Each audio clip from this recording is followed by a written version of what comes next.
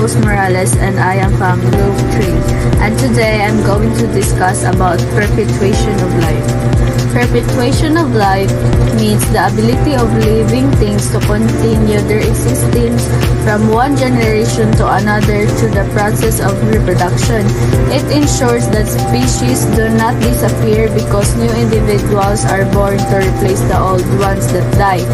Perpetuation of life kay ang pag-continue sa life existence niya.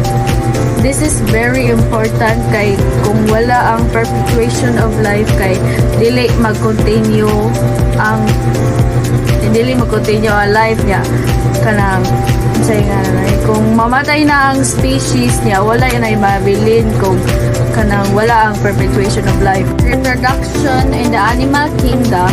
There are varieties of organisms in the animal kingdom possessing different modes of reproduction depending on the complexity of their morphology and physiology. There are two types of reproduction that exist in living organisms. The first one is asexual reproduction.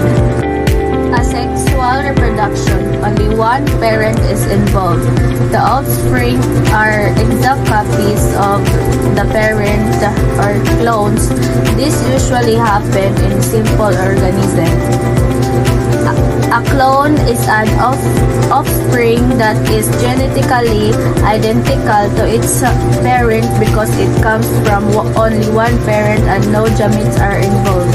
Ang asexual reproduction kay kanang dili kanang wala siya kanang egg cell and sperm cell nga only one parent ra nya. Ang ilahang offspring kay kanang genetically identical to its parent jud siya kanang pareha jud kaayo sa iyang parents ba, exact copy. Ano gitawag na siya og clone nya. Example sa asexual reproduction kay tara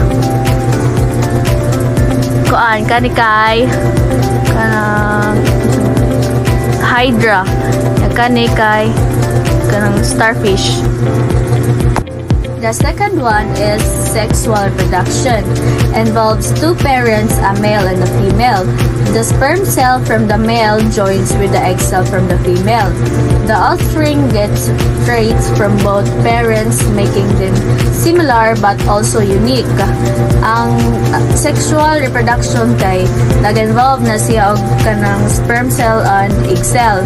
Unlike sa asexual reproduction na only one parent ra, ang sexual reproduction kay ang ilang offspring kay kanang dili na gyud kanang exact copy na kayo ang tanan kay kanang ang ilang offspring kay pwede masan makuha nila ilahang kanang lain-lain nga feature sa ilang mama or sa ilang papa, and that's all.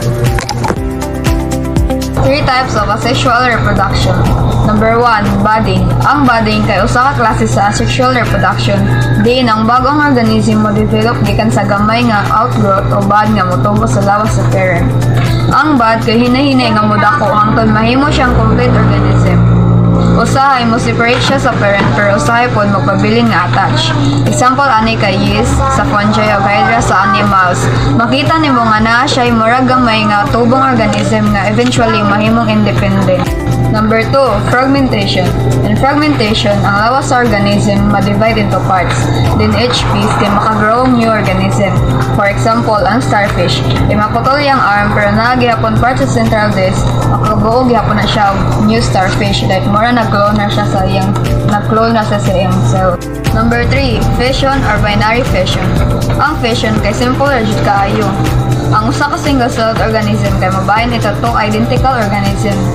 Example ani kay amoeba o bacteria. Mao pod niya ang reason nganong dali kayo sila ma-multiply. Like one cell lang on top pero in just a short time, duha na dayon.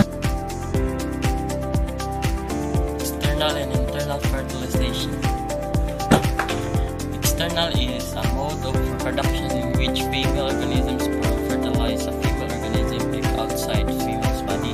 Sa female's body is gawas siya.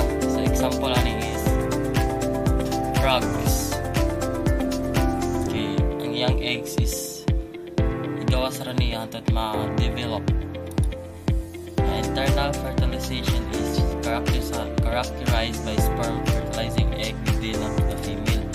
Susud siya sa example ani is mga babae nga tao permit egg pan sa nata sa sud sa tiyan 9 months.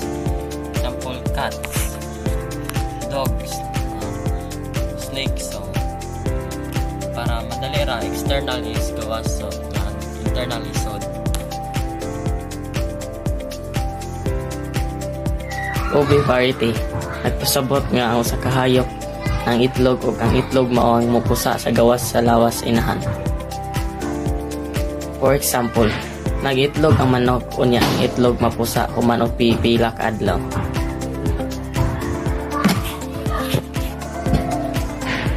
Viviparity nagpasabot nga ang usa ka hayop manganak og buhi nga anak dili itlog ang bata nagatubo sulod sa tiyan sa inahan hangtod nga andam na kini ipanganak.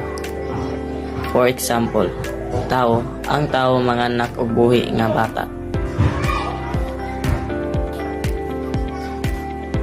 Oviviparity pasabot nga ang usa ka hayop mangitlog sulod sa iyang lawas ug didto ra pod mapusa ang itlog.